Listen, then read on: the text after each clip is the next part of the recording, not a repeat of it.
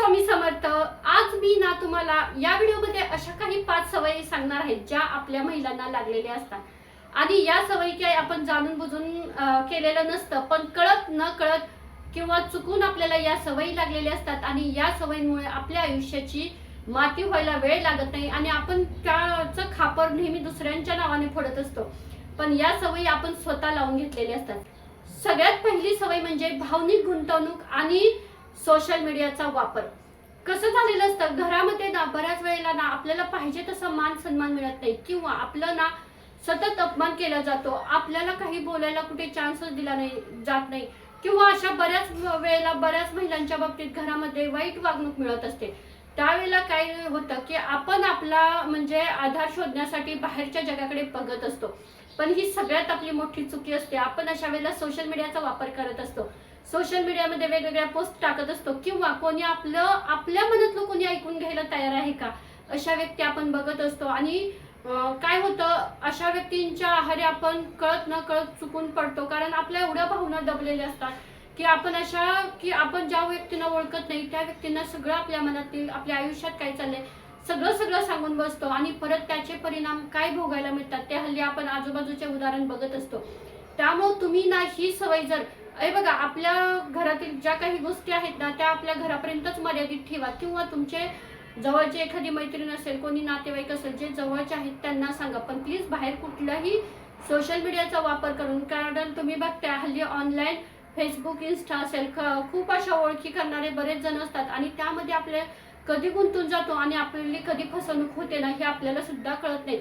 ज्या वेळेला आपली फसवणूक होते त्यावेळेला आपल्या पायाखालची जमीन सरकलेली असते, पण वेळ पूर्णपणे निघून गेलेली असते. त्यामुळेच या सगळ्या गोष्टीपासून वाचायची असेल ना तर सगळ्यात पहिल्यांदा जे आपली भावनिक गुंतवणूक आहे ना ती कुठं करायची ती सगळ्यात पहिल्यांदा समजून घ्या आणि योग्य त्याच ठिकाणी आपली भावनिक गुंतवणूक करा.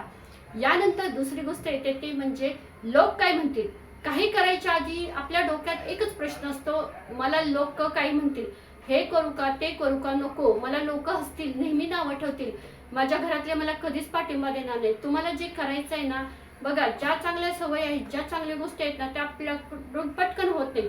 आणि एक सांगू का, तुम्ही जरी घरात नुसतं काम करत बसला ना तरी लोक तुम्हाला नावं ठेवणार आहेत आणि जरी काय करायला गेलं ना तरी लोक तुम्हाला नावं ठेवणार आहेत. लोकांचं कामच आहे नावं ठेवणं आणि नावं कोण ठेवतं माहिती आहे, जे रिकामटेकडे असतात ते नावं ठेवतात. ज्यांच्याकडे काम आहे, ज्यांना वेळच नाहीये ते कसं बरं नावं ठेवतील, ते दुसऱ्यांच्या आयुष्यात कशाला डोकावून बघतील. म्हणूनच ना आपण आणि एक तत्व पाळायचं. तुम्हाला एक सांगू का, मी स्वतः एक तत्व पाळते. आपण ना एक स्वतः तत्व पाळायचं. आपण ना कधीच कोणाजवळ कोणाबद्दल सुद्धा वाईट बोलायचं नाही. एखाद्या सोशल मीडियावर सुद्धा कमेंट टाकताना ना आपण नाही कोणीच चुकीची टाकायची नाही. आपण जर कोणाला चुकीचं बोललंच नाही, आपण जर कोणाबद्दल वाईट बोललं नाही तर आपल्याला कशाला कोण बोलतंय, एवढं एक लक्षात ठेवा. त्यामुळे ना बऱ्याच वेळेला आपला त्रास कमी व्हायला लागतो. यानंतरची गोष्ट आहे ते स्वतःची तुलना इतरांशी करणे. सोशल मीडियामुळे आज आपण बघतो फेसबुक, व्हॉट्सअप, इन्स्टा बऱ्याच रील्स बघतो. अरे तिचं लाईफ किती छान आहे, तिच्या आयुष्यात किती छान चालू आहे, ती किती छान छान कपडे घालते, अरे मी अशीच दिसते, माझ्याकडे हेच नाहीये, माझ्याकडे तेच नाहीये, माझं घरच असं आहे, माझा जोडीदारच असं आहे. हे बघा, जोपर्यंत तुम्ही इतरांशी तुलना करणार आहे ना तोपर्यंत तुम्ही तुमच्या आयुष्यात कधीच सुखी होणार नाही. प्रत्येक जण प्रत्येकाच्या आयुष्यात प्रॉब्लेम असतात, प्रत्येक जण स्वतःच्या आयुष्याशी झगडत असतात, असं काही नाहीये. आणि जे दाखवतात ना असं ते खरंच मनापासून सुखी असतात असं काही नाहीये. कारण ते जगाला दाखवण्यासाठी ते टाकत असतात, पण आपण समजतो की खरंच त्यांचं तसं लाईफ आहे असं नसतं. प्रत्येकाच्या आयुष्यात काही ना काहीतरी दुःख असतं. एवढंच असतं की फक्त ना काही जण ना आपलं दुःख दुसऱ्यांना दिसू नये म्हणून अशा छान छान फोटो किंवा छान छान रील्स बनवून टाकत असतात आणि काही लोक ना आपलं दुःख आपल्यापर्यंतच ठेवत असतात. त्यामुळे खरंच तुम्ही कधी कोणाशी तुलना करू नका. जेवढं तुम्ही तुलना करणार ना तेवढं तुम्ही पाठीमागे राहणार.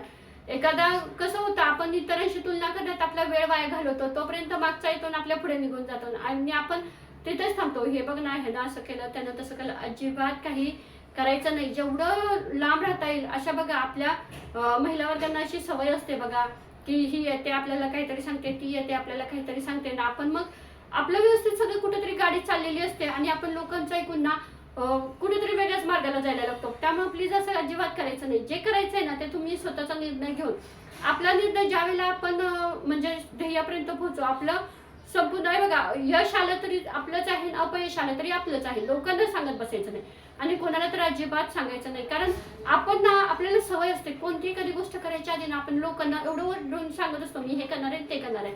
आपण करायच्या आत आपल्या आयडिया घेऊन बाकीचे ते तयार करून पण असतात. त्यामुळे ना कधीच कोणाला काही गोष्टी सांगू नका. यानंतर म्हणजे नाही म्हणायला न शिकणे. आपल्याला ना एकाच वेळेला सगळ्यांची कामं करायची असते, सगळ्यांना ना बरोबर प्रॉपरली द्यायचं असतं. आणि कुणी जर आपल्याला विचारलं हे काम करतेस, हो करणार, इकडे येतेस, हो करणार, पण आपण त्यावेळी सोबत आपला किती वेळ जातोय, आपली किती ऊर्जा वेस्टेज जाते हे नाही बघत. आपल्याला असं वाटतं नाही, मी जर त्याला नाही म्हणलं तर तो दुखावेल, त्याला वाईट वाटेल, नाही मी होच म्हणते, त्यानं मला एवढी मदत केली, मग त्याला जर मी नाही म्हणलं तर त्याला किती वाईट वाटेल. म्हणजे ना आपण इतरांचा विचार करून त्याला हो म्हणतो, पण आपण हा नाही विचार करत बाबा त्याला हो म्हणून मला किती त्रास होणार आहे, त्याला त्याच्यासोबत जाऊन मला आत्ता वेळ नाहीये, माझं किती काम पडलंय, या गोष्टी आपण करत नाही. त्यामुळे ना योग्य त्या वेळी, ज्या तुमच्याकडे खरंच वेळ नसेल, तुम्हाला काहीतरी काम असेल, भले समोरच्याला थोडासा राग येईल, पण तुम्ही नाही म्हणायला शिका, स्वतःचा रिस्पेक्ट ठेवायला शिका. ज्या वेळेला तुम्ही बिन बोलवता किंवा काही प्रत्येकासाठी अवेलेबल होता ना, त्यावेळेला तुमची किंमत झिरो होते. कारण सगळ्यांना असं वाटतं ह्यांना काही काम आहे बघा, तेव्हा रिकाम टेकडेच असतात म्हणून तर ते जिकडे तिकडे असतात. असं बऱ्याच गोष्टी तर तुम्हाला अनुभव आलाच असेल, असं बोललं जातं. त्यापेक्षा ना बऱ्याच वेळेला ना जाणून बुजून सुद्धा नाही म्हणायचं. का तर आपला आपण रिस्पेक्ट ठेवायला शिकायचं, आपला आदर आपणच करायचा. जोपर्यंत आपण करत नाही तोपर्यंत आपल्याला समोरून भेटणार नाही. तुम्हाला माहित आहे, आपल्याला अशी सवय असते की भूतकाळात आपण एवढं अडकून पडत असतो ना, की बस काय त्या भूतकाळात घडलेलं, माझ्या बाबतीत हे घडलेलं, ते घडलेलं. एक सांगू का, आपला भूतकाळ हा मृतदेहासारखा असतो. तो जर तुम्ही जेवढा खांद्यावरून पुढे पुढे घेऊन जाणार ना, तेवढं त्यांची दुर्गंधी जास्त पसरणार आहे.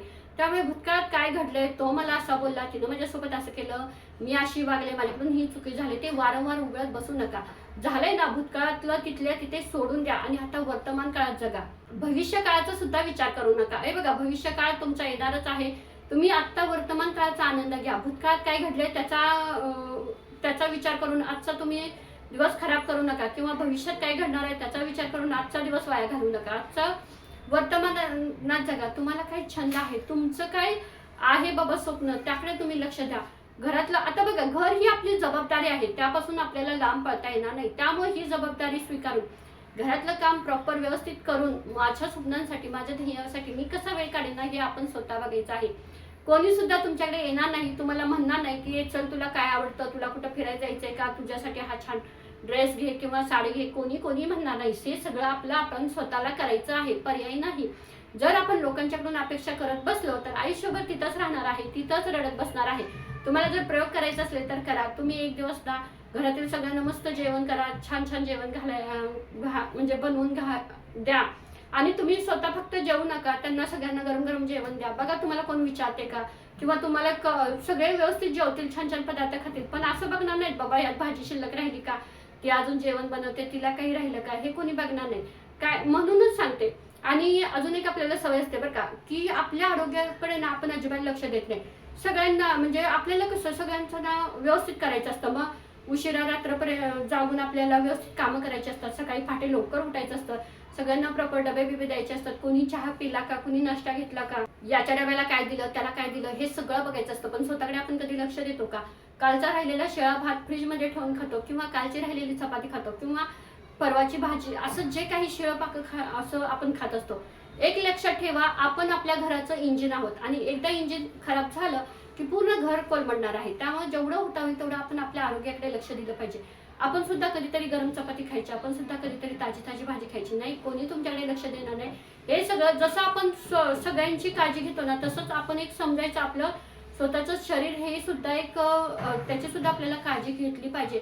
आणि तुम्ही नाही ना काळजी घेणार तर मग कोण घेणार? जर तुम्ही शरीराची तुमच्या काळजी नाही घेतली तर एक ना एक दिवस ते आजारी पडणार आहे, आणि त्याचे परिणाम तुम्हाला भोगावे लागणार आहे. ज्या वेळेला खरंच तुम्ही आजारी पडता किंवा काही तुमचं दुखत असेल ना, त्यावेळी घरातल्यांना स्पष्ट सांगा, मला आता थोडा आरामाची गरज आहे, मला हे जमणार नाही. भले त्यांना राग येऊ द्या, काही हरकत नाही, पण जेवढं होता होईल तेवढं तुम्ही स्वतःकडे लक्ष द्या. तुम्ही जर आज स्वतःची काळजी घेतली तरच तुम्ही उद्या सगळ्यांच्यासाठी खंबीरपणे उभे राहणार आहेत. आणि एक महत्त्वाची गोष्ट म्हणजे आर्थिकदृष्ट्या स्वावलंबी होण्याचा जास्तीत जास्त प्रयत्न करा. आज मी बघते बऱ्याच स्त्रिया, बऱ्याच महिला पैशासाठी असू द्या दुसऱ्यांवर अवलंबून आहेत, म्हणजे आपल्या घरातील लोकांच्यावर अवलंबून आहेत. पण त्यांच्याकडून पैसे मागताना आपल्याला लाचार होऊन मागावं लागतं. कोणी असं म्हणत नाही, तू एवढं दिवसभर घर घरात मेहनत करतेस, राबतेस, तुझ्या कामाचा मोबदला तुला दिला पाहिजे, किंवा तुझ्या सुद्धा काहीतरी गरजा आहेत, तुझ्या सुद्धा काहीतरी इच्छा आहेत, त्या पूर्ण करण्यासाठी तुला पैशांची गरज असेल असं कोणी सुद्धा होणार नाही. आपल्याला वारंवार पैशासाठी हात पसरावा लागतं. यासाठी ना थोडं का फार होईना काही ना काहीतरी शिकायचं. यामुळे काय होईल, आपण आर्थिक स्वातंत्र्य हो. आपल्याला जर कधी मार्केटमध्ये काय गेलो, एखादा ड्रेस घ्यावासा वाटला किंवा काही खरेदी करावंसं वाटलं तर आपल्याला नेहमी घरी वारंवार पैसे मागावे लागतात.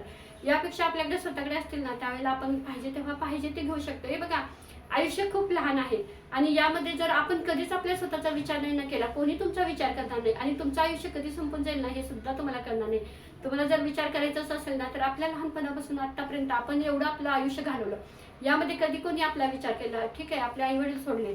बाकी जर तुमच्या नशिबानं जर तुम्हाला चांगलं मिळालं असेल तर ठीक आहे, चांगलं. काही महिलांच्या बाबतीत खरंच खूप चांगलं असतं, त्यांना खरंच चांगलं मिळालेलं असतं.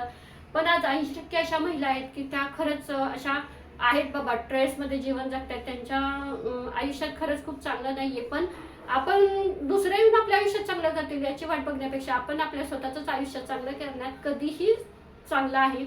कारण काही गोष्टींना पर्याय नसतो. आयुष्य आहे आपल्याला असं आहे बघा, म्हणजे ह्या सगळ्या सवयी लावून आपलं आयुष्य रडत काढण्यापेक्षा आपण स्वतः आपल्या आयुष्याला चांगल्या सवयी लावून आपलं आयुष्य चांगलं अधिक सुखदायक कसं होईल याकडे लक्ष दिलं पाहिजे. हा व्हिडिओ इथंच थांबते. आपण भेटूया नेक्स्ट व्हिडिओमध्ये. श्री स्वामी समर्थ.